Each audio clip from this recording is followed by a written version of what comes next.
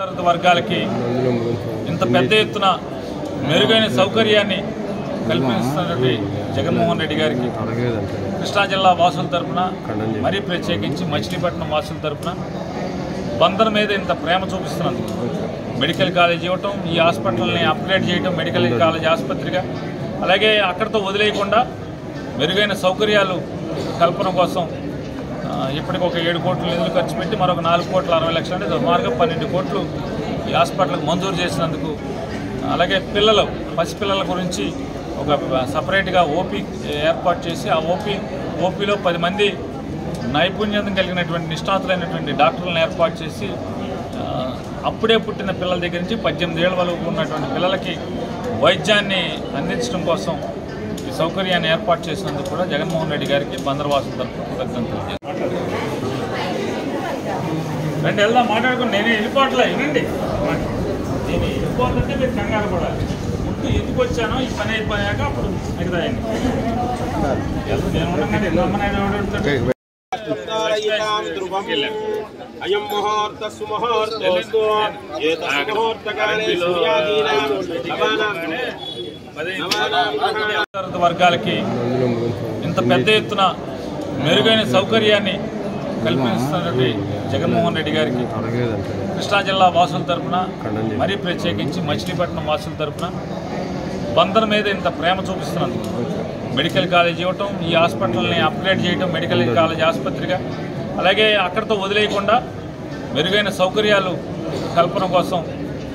ఇప్పటికి ఒక 7 కోట్ల నిధులు ఖర్చు పెట్టి మరొక 4,60,00,000 అంటే సుమారుగా 12 కోట్లు ఈ హాస్పిటల్కి మంజూరు చేసినందుకు, అలాగే పసిపిల్లల గురించి ఒక సపరేట్గా ఓపీ ఏర్పాటు చేసి ఆ ఓపీలో 10 మంది నైపుణ్యం కలిగినటువంటి నిష్ణాతులైనటువంటి డాక్టర్లను ఏర్పాటు చేసి అప్పుడే పుట్టిన పిల్లల దగ్గర నుంచి 18 ఏళ్ల వరకు ఉన్నటువంటి పిల్లలకి వైద్యాన్ని అందించడం కోసం ఈ సౌకర్యాన్ని ఏర్పాటు చేసినందుకు కూడా జగన్మోహన్ రెడ్డి గారికి బందర్వాసుల తరఫున కృతజ్ఞతలు. రెండు వెళ్దాం మాట్లాడుకుని నేనే వెళ్ళిపోవట్లే, వినండి, నేను వెళ్ళిపోతుంటే మీరు కంగారు పడాలి. ముందు ఎందుకు వచ్చానో ఈ పని అయిపోయాక అప్పుడు మిగతాయండి. నేను ఉండగానే అయం ముహూర్త సుముహూర్తోస్తు